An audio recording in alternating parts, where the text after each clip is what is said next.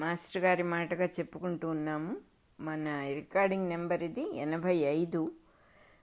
11th chapter అయిన విశ్వరూప సందర్శన యోగము అనే దాంట్లో ఇప్పుడు మనం 32వ శ్లోకం నుంచి చెప్పుకోబోతున్నాం. విశ్వరూపంగా ఉన్న పరమాత్మ ఇంకా ఇట్లా చెప్తూ ఉన్నారు, ఈ లోకాన్ని నశింపజేయటానికే, ఈ లోకాన్ని నాశనం చేయటానికే నేను ఈ స్వరూపాన్ని, నా స్వరూపం పెచ్చు పెరిగింది. కారణం ఏంటంటే, ప్రస్తుత కర్తవ్యం ఏంటంటే ఈ రూపాలన్నింటినీ హరించటమే. అంటే తన పర అనేటటువంటి ఏ రకమైన ఊహలు లేకుండా సర్వము తానే కాబట్టి అనేక వేషాలు వేస్తాడు ఆయన. ఒకళ్ళు చంపేవాడిగా ఉంటాడు, చోట చచ్చిపోయేవాడుగా ఉంటాడు. సమస్తము తానే అయినప్పుడు ఇందులో మంచి ఏమిటి, చెడేమిటి, ఇది గొప్ప అనేమిటి, అది తక్కువ అనేమిటి. ఇప్పుడు నా కర్తవ్యం ఏంటంటే ఈ రూపాలని నశింపజేయటమే అంటున్నారు పరమాత్మ. నీ అర్జున, నీ ఎదురుకుండా నిలబడ్డ వాళ్ళందరినీ చూసి నువ్వు చంపబోతున్నానని అనుకుంటున్నావు.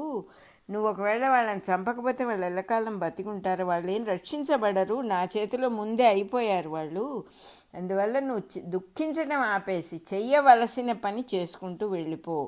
అదే అనుకూలమైన పద్ధతి. లేకపోతే అదే ఫలితం నీకు ఇష్టం లేకుండా జరుగుతుంది. నీ వల్ల, నీ ద్వారా నీకు ఇష్టం లేకుండా చేయబడటం కంటే నువ్వు ఇష్టపడి చేయటం మంచి పద్ధతి అని చెప్తూ ఉన్నారు ఇక్కడ పరమాత్మ. ఇంకా ఏం చెబుతున్నారంటే, ఎవరైనా సరే పుట్టడం చావడం అనేది జరుగుతుంది. ఎందుకు పుడుతున్నాడు అంటే తల్లిదండ్రుల ద్వారా కావచ్చు, కానీ తల్లిదండ్రులకు వాళ్ళని పుట్టించే శక్తి ఏమీ లేదు, వాళ్ళ ద్వారా జరుగుతుంది. దీనికంతటికీ కారణం ప్రకృతే. ప్రకృతి శక్తులకు సంబంధించిన కారణం తప్ప ఇదెవ్వరూ దీనికి కారణం కాదు. అలాగే ఒకళ్ళ చేత ఒకళ్ళు ఫలానా వాళ్ళని చంపారు అంటాం. వాడి చేతిలో పని కాదు, అది వాడి ద్వారా జరిగిందంతే, అంతకంటే ఏం లేదు. వాడి బిహేవియర్ వల్ల వాడి ద్వారా ఇంకొకటి ద్వారా ఇలా జరిగింది అని చెప్తూ ఉన్నారు ఇక్కడ. యుద్ధం ఎందుకు వచ్చింది? కౌరవులందరూ ఇలాంటి ప్రవర్తన, పిచ్చి పనులన్నీ చేసినందువల్ల, అనేక రకాలుగా మంచి వాళ్ళని బాధపెట్టినందువల్ల. అంటే ఒక్కొక్కటే దానికి కారణంగా కనిపిస్తాయి, కానీ అన్నిటికీ కారణం ప్రకృతే. వాళ్ళకి ఆ ప్రవర్తన ఏమైనా కొని తెచ్చుకున్నారు కౌరవాదులు. ఒకడు ఆ వేషం వేయాలి, ఒకడు ఈ వేషం వేయాలి. ఇంకో ఏం చెబుతున్నారంటే ఇక్కడ మాస్టర్ గారు, రైలు కింద పడి ఎవడైనా చచ్చిపోతే రైలు చంపేసింది వాడిని అంటామా? వాడి టైం అయిపోయింది, వాడు పోయాడనేదే నిజమైన కారణము. ఇట్లాగే అన్ని కారణాలు కూడా ప్రకృతి నుంచి అలలుగా వస్తూ ఉన్నాయి తప్ప ఇందులో ఎవరి రెస్పాన్సిబిలిటీ లేదు. ప్రకృతి అనేది భగవంతుడి లోపల ప్రవర్తిస్తూ ఉన్నది. భగవంతుడి స్వరూపాలన్నిటిలో కూడా కాలము అనే స్వరూపం చాలా పెద్దది అని చెప్తూ ఉన్నారు. కాబట్టి అర్జున, శత్రువుల్ని చంపి రాజ్యాన్ని అనుభవించడం అనేది ఇప్పుడు నీ కర్తవ్యం. నువ్వు చంపావని, యుద్ధంలో జయించావని కీర్తి గడించుకో. నేనే చంపేసేవాళ్ళని నువ్వు ఊరికే పై నా పేరు తెచ్చుకో. ఏమిటి నీ ప్రాబ్లం అసలు? వీరిదివరకే వాళ్ళ ప్రవర్తన వల్ల నా చేత చంపబడ్డారు నాయన. ఆల్రెడీ వాళ్ళ ఎక్స్పైరీ డేట్ ఫిక్స్ అయిపోయింది. పుట్టటము అనే ప్రాసెస్ రాగానే పోయే డేట్ కూడా ఫిక్స్ అయిపోతుంది. ఎవరేం ఆపలేరు దాన్ని. ఇలాంటి ప్రవర్తన ఉన్న వాళ్ళని చంపటం అనేది లోకానికి మంచిదే కదా. పైగా ఇది నీకు సంబంధించి నువ్వు చెయ్యవలసిన పనిగా ఇక్కడ ఎదురుగా ఉన్నది. నువ్వు నిమిత్తంగా జరుగుతుంది. అంటే ఇన్స్ట్రుమెంటల్, నువ్వు ఒక ఇన్స్ట్రుమెంట్ అంతే ఈ విషయం జరగటంలో. You are not responsible for this అని చెప్పారు పరమాత్మ. 32, 33 శ్లోకాలు అయిపోయినాయి.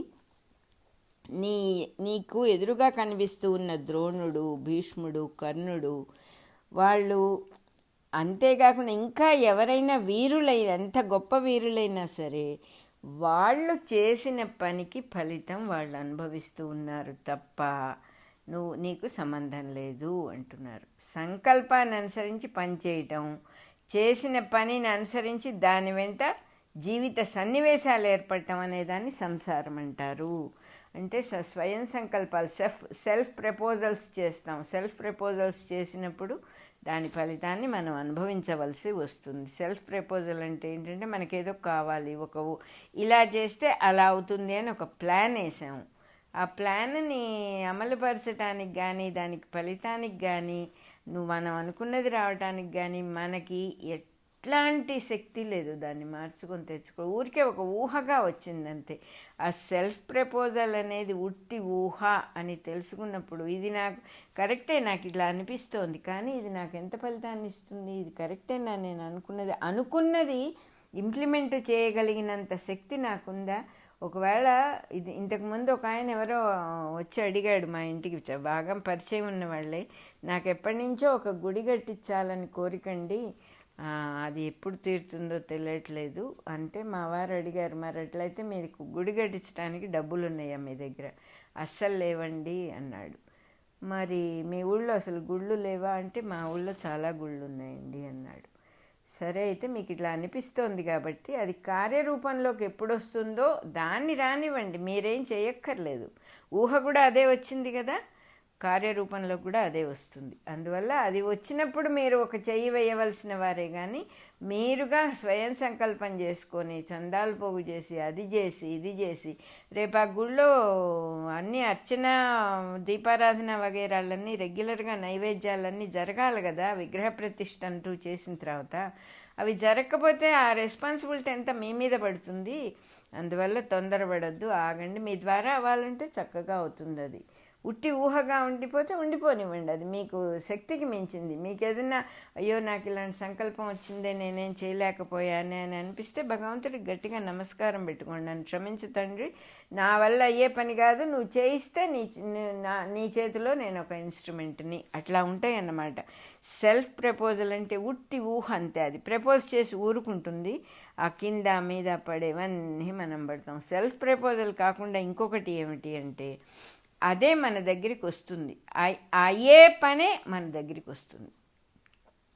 ఎవరో వచ్చారు, మనమేమి సంబంధాలు చెప్పి 10 మందికి సహాయం చేసే యాటిట్యూడ్ ఉన్న వాళ్ళం కాదు, కానీ ఎవరో వచ్చారు, ఏమండి మీకు తెలిసిన వాళ్ళే వీళ్ళ అబ్బాయికి మా అమ్మాయిని ఇద్దాం అనుకుంటున్నాం, మీరు సహాయం చేస్తారా? తప్పకుండా చేయాలి, ఎందుకంటే వాళ్ళు వచ్చి అడిగారు.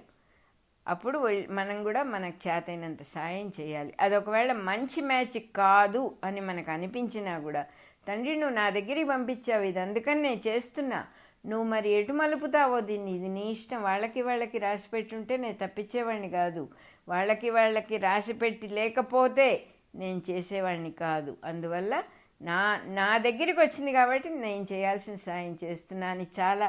ఇది ఎలా ఉంటుందంటే నిజంగా స్టేజ్ మీద ఓవర్ యాక్షన్ లేకుండా, అండర్ యాక్షన్ లేకుండా మనల్ని మనం మలుచుకుంటూ వెళ్ళిపోవడం. ఆ మలుచుకోవడం అనేది చివరికి ఎంత మలచటము అంటే ఉలి సుత్తి పెట్టి కృష్ణుడినో రాముడినో విగ్రహంగా తయారు చేయటం. కృష్ణ విగ్రహం చేయాలంటే ఏం చేయాలి? కృష్ణుడు కానిదంతా తీసేసేయాలి.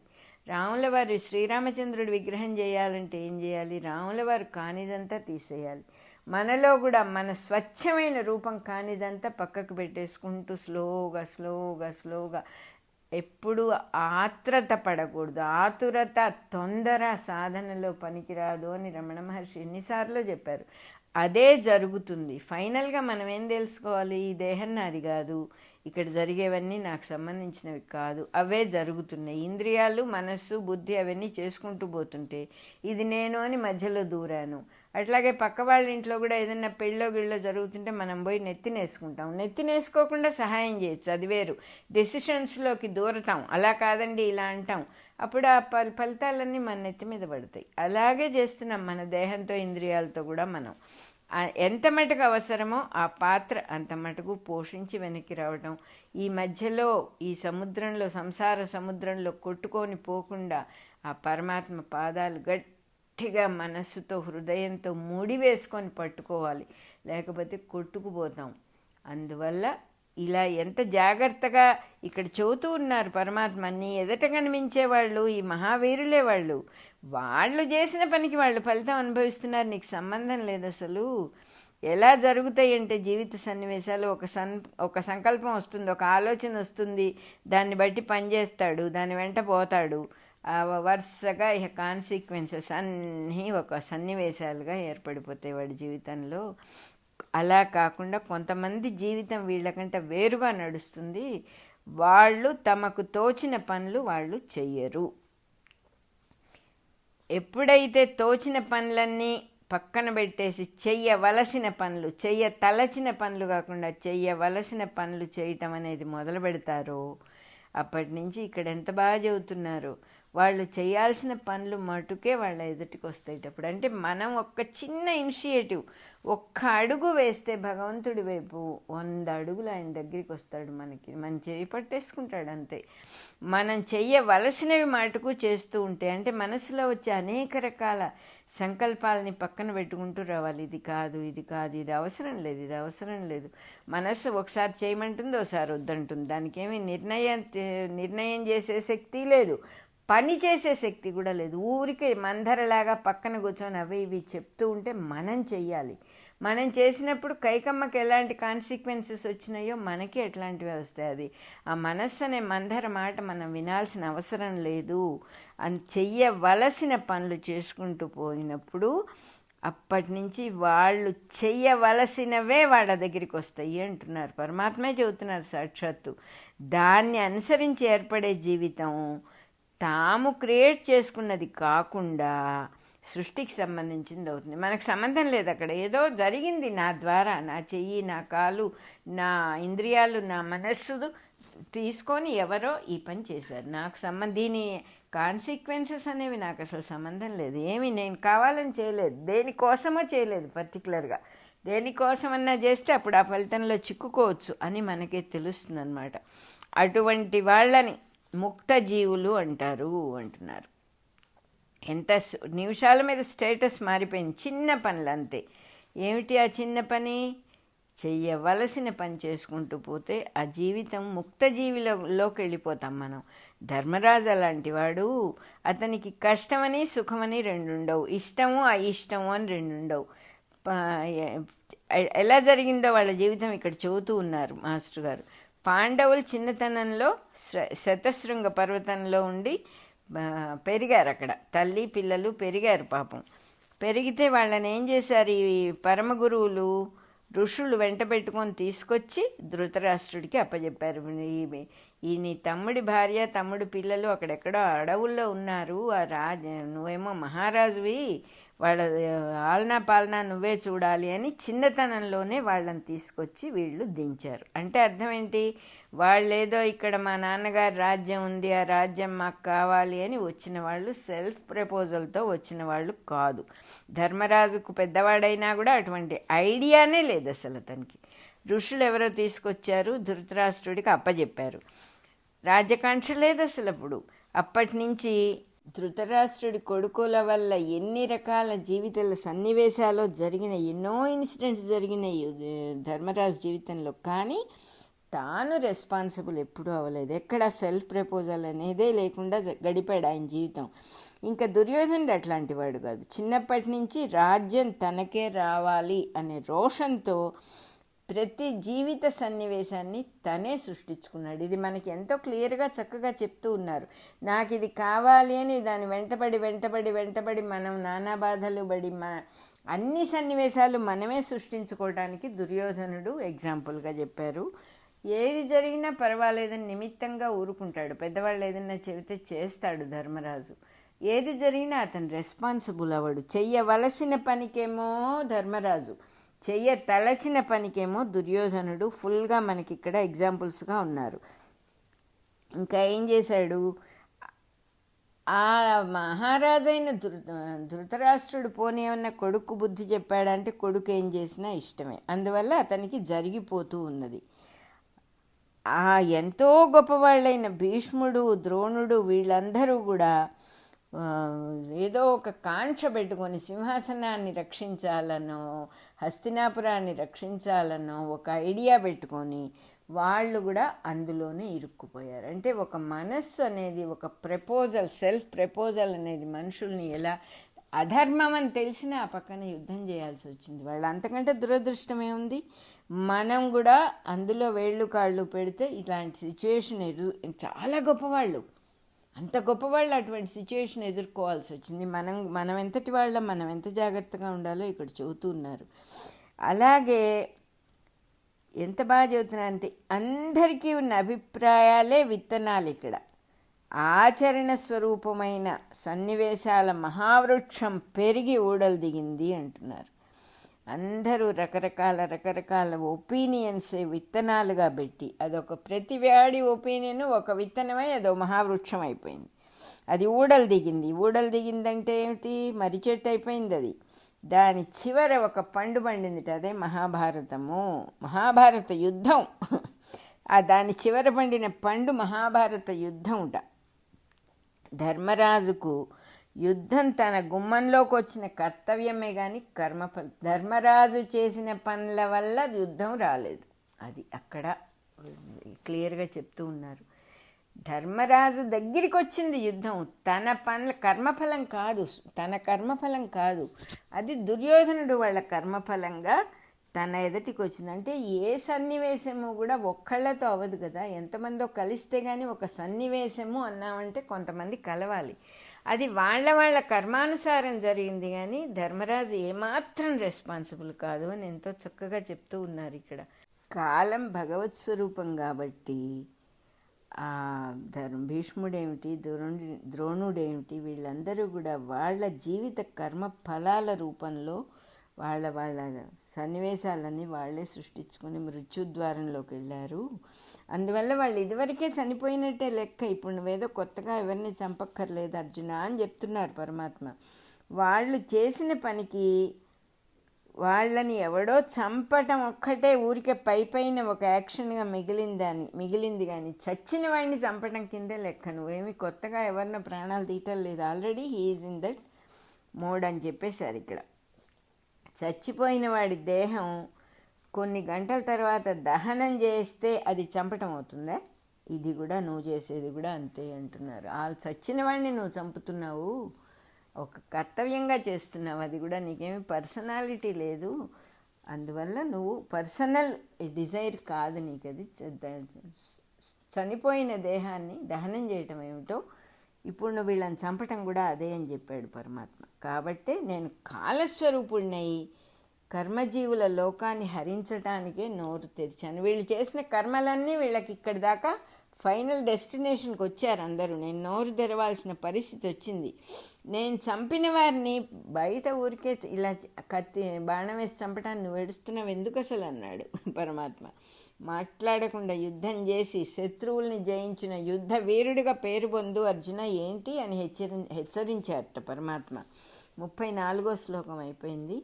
ఈ మాటలు విని అర్జునుడు గడ వణికిపోయాడట. అసలు ఒక పక్కనేమో బంధువులందరూ తప్పుదారిలో పడ్డారే అని ఒక బాధ. తను వాళ్ళని ఎట్లాగూ ఆపలేడు, వాళ్ళు తన మాట వింటారా? ఆపలేడు కదా. ఆపలేనని తెలుసు, కానీ మమకారం బాధిస్తూ ఉంటుంది. అంతే సంసార జీవిగా పాపం ఆయన చాలా మనకి గైడెన్స్ కోసం అర్జునుల వారు ఇలా ఉన్నారన్నమాట. మమకారం తప్ప నా వాళ్ళనే భావం తప్ప అక్కడ నిజం లేదు అక్కడ అంటున్నారు. సత్యాన్ని ఒకసారి టక్మని గ్రహించవలసిన పరిస్థితి వచ్చినప్పుడు అది ఎదుర్కోవటం చాలా కష్టం. ఇది ఏమిటి అసలు, ఇది ఇంత విషయం ఉందా? అందరూ చచ్చిపోయిన వాళ్ళని నేను ఊరికే బాణం వేసి చంపాలా? పరమాత్మ నోరు తెచ్చాడా వీళ్ళందరినీ స్వాహా చేయడానికి? ఇవన్నీ కూడా ఎదుర్కోవటం అరిగించుకోగలిగిన సత్యాలు కాదు. నిజానికి తటాలను గ్రహించాల్సిన పరిస్థితి వచ్చినప్పుడు, సడన్గా వచ్చినప్పుడు చాలా కష్టమైపోతుంది దాన్ని మేనేజ్ చేసుకోవడం అంటున్నారు. ఇంకా ఏమిటి? కాలం యొక్క స్వరూపం ఏమిటి? మంచి చెడ్డలు అన్నీ కాలం యొక్క స్వరూపమున మంచి చెడ్డలన్నీ కూడా వేరువేరుగా కనిపిస్తూ విశ్వరూపంలో ఘోరాకారం కలిగిన బాధ విశ్వరూపంలో ఇట్లా కనిపిస్తూ ఉంటే భరించలేకపోతున్నాడు. ఒక పక్కన పరమాత్మ చెప్పేది భరించలేకపోతున్నాడు, ఆ పరమసత్యాన్ని కోర్ ట్రూత్ని అరిగించుకోలేకపోతున్నాడు. ఒక పక్కన యుద్ధానికి అందరూ తన వాళ్ళు అనబడే వాళ్ళందరూ వచ్చి కత్తులెత్తి నిలబడటం సహించుకోలేకపోతున్నాడు. అంత పెద్ద బాధ వచ్చింది పాపం. అందుకని వణికిపోయాడనమాట. ఈ మూడింటితో అర్జునుడు వణికిపోయాను. గద్గద కంఠముతో మరలా ఇట్లా నన్ను అతని గొంతు పెగలట్లా ఏడుపు వచ్చేస్తుంది, గద్గదం అయిపోయింది గొంతు. 35వ శ్లోకం అయిపోయింది. ఇట్లా అంటున్నాడు అర్జునుల వారు, ఈ లోకం నీ అంతర్యామి, నువ్వే అంతర్యామిగా ఉన్నావు కదా, ఈ లోకానికి ఎంతో సంతోషాన్ని పొందుతోంది. నీ వల్లనే ఈ సృష్టిలో ఒకళ్ళంటే ఒకళ్ళు ఎంతో ప్రేమతో అనురాగంతో ఉంటూ ఉన్నారు. రాక్షస ధర్మాలు ఉన్న వాళ్ళు మటుకు వేరే వేరే కారణాలు, భయంకరమైన కారణాలు పెట్టుకొని భీకర రూపం చూసి పారిపోతున్నారు అంటే ఇలా కనపడుతోందన్నమాట అర్జునుడికి ఆ విశ్వరూపంలో. మాస్టర్ గారు అంటున్నారు ఇక్కడ అప్పులు చేసిన వాడు ఏం చేస్తాడు, అప్పుల వాళ్ళు వస్తే పారిపోతాడు. అంతకుముందు వాళ్ళు అప్పుల వాళ్ళు కాదు, తను వాళ్ళ దగ్గర అప్పు చేసినందువల్ల వాళ్ళు అప్పుల వాళ్ళు అయ్యారు. తను చేసిన పనులని చూసి పనుల వల్ల తనే భయంతో పారిపోవాల్సిన పరిస్థితి వస్తుంది. అటువంటి వాళ్ళని సంసారబద్ధులు అంటారు. ఇన్ని విధాల వాళ్ళు ప్రవర్తించడాన్ని గమనించిన వారు మహాసిద్ధులు. ఇన్ని విధముల వారును ఇన్ని విధములుగా ప్రవర్తించటం, ఈ ప్రపంచపు తీరుని కళ్ళు తెరిచి గమనించి చూసి అర్థం చేసుకున్న వాళ్ళు సిద్ధులను, మహాసిద్ధులుట. వాళ్ళు నీకు భక్తితో నమస్కరించి నిశ్చలంగా ఉన్నారు. వాళ్ళు కూడా అర్జునుడికి విశ్వరూపంలో కనిపిస్తూ ఉన్నారు. ఆ మహాసిద్ధులు కూడా నిశ్చలంగా నిల్చొని నమస్కరిస్తూ ఉన్నారు. అందరూ కాలంలోనే పుట్టి అందులోనే జీవించి అందులోనే లయమైపోతున్నారు. ఇంత పెద్ద విషయంగా మనుషులం కాబట్టి మనస్సు, ఇంద్రియాలు, ఐడియాలు, మరేమో పర్సనాలిటీలు, పర్సనల్ ఫీలింగ్స్, ఎమోషనల్ ఫీలింగ్స్ ఉన్నందువల్ల మాట్లాడుకుంటున్నాం. కానీ ఇది సృష్టిలో జరుగుతూనే ఉంది కదా. ఏం జరుగుతోంది? సముద్రంలోంచి అలలు వేస్తోంది, బుడగలు వేస్తున్నాయి, మళ్ళీ సముద్రంలో పడిపోతున్నాయి. చెట్టుకు ఆకులు పండి రాలిపోతున్నాయి, కొత్త ఆకులు వస్తున్నాయి. జంతువులు అసలు ఎక్కడ బతుకుతున్నాయి? మనమైతే ఇళ్ళు వాకిళ్ళు కట్టుకొని ఎంత ఇదిగా ఉన్నాం. ఇప్పుడు మనకి అన్ని అడవులు కూడా కొట్టేస్తున్నారు కాబట్టి పక్షులకి గూడు పెట్టుకోవడానికి కూడా చోట్లేదు. అవి ఏమన్నా దిగులు పడి కూర్చుంటున్నాయా? వాటి ప్రయత్నం అవి చేస్తున్నాయి. ఎక్కడొక్కడ చోటు చూసుకొని పెట్టుకుంటాయి. కొన్ని గుడ్లు పడిపోతాయి. అవేం చింతపడి దిగులు పడి కూర్చోటం లేదే. చాతైనంత చేయటం, ఊరుకోవటం. పక్షులే జంతువుల్ని చూసి మనం ఎంతో నేర్చుకోవచ్చు. నిజంగా అలా ఉంటుందన్నమాట. అందువల్ల చెప్తూ ఉన్నారు, నువ్వే నిశ్చలంగా ఉన్నారు. నీలో ఆ మహాసిద్ధులందరూ నీకు భక్తితో నమస్కరిస్తూ ఉన్నారు. అందరూ కాలంలో పుట్టి కాలంలో పెరిగి కాలంలో లయమైపోతున్నారు. అందువల్ల అసలు కాలస్వరూపుడైన నిన్ను చూడలేకపోతున్నారు. నీలో నుంచి వచ్చారు, నీలో కలిసిపోతున్నారు కాబట్టి నిన్ను మధ్యలో చూసే అవకాశం వాళ్ళు ఎవరికి రావటం లేదు. అందరికీ నువ్వే ఆది అంతము అయ్యున్నావు. అందువల్ల నిన్ను తెలుసుకోలేకపోతున్నారు వాళ్ళు. బ్రహ్మగారు కూడా మేలుకొని చూసినప్పుడు ఆది కాలముగా నీవు అంతకుముందే ఉన్నావు. ఆయన కళ్ళు తెరిచేటప్పటికే నువ్వు ఉన్నావు. నువ్వు క్షరము లేనివాడివై, అంటే చ్యుతి లేనివాడివై, నాశనం లేనివాడై ఎప్పుడూ ఉన్నావు. నువ్వు నీకు మొదలేదో తెలియదు, చివరేదో తెలియదు అని బ్రహ్మగారికి కూడా అర్థమైపోయింది. నువ్వు సర్వంగా ఎప్పుడూ ఉన్నావు. అక్షరమైన ప్రణవస్వరూపుడిగా, ఓంకార స్వరూపుడిగా నువ్వు ఉన్నావు. క్షరము కానివాడిగా నువ్వు ఉన్నావు. శ్వాసగా ఉన్నావు. శ్వాస నుంచి శబ్దం పుట్టినట్టుగా నీ నుంచి జీవులు పుడుతున్నారు అని చెప్తూ ఉన్నాడు అర్జునుడు. అక్షరాలు పుట్టినట్టుగా జీవులు పుడుతున్నారట. ఎంత అద్భుతంగా ఉందో. అక్షరాలతో పదాలు ఏర్పడినట్టుగా గుంపులు గుంపులుగా చేరుతున్నారు పుట్టిన వాళ్ళందరూ.